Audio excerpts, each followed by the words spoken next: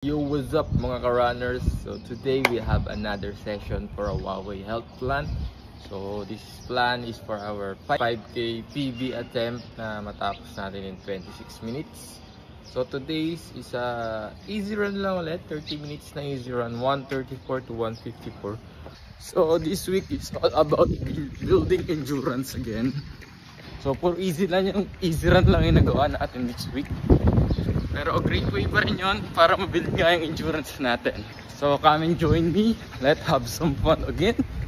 Here again at DGZ grounds. Let's go. Run safe, guys. So there's a beneficial health benefits running in the morning because the body will activate your vitamin D.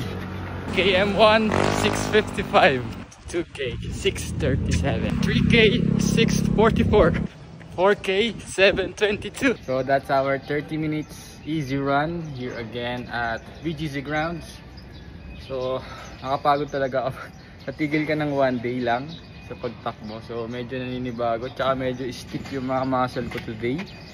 Pero other than that, saging tayo. So ayun. So for potassium, let's go. So yun lang. I hope I encourage you once again to stay active, stay wealthy, stay healthy, and always run for your life for a better living. Let's go. Peace.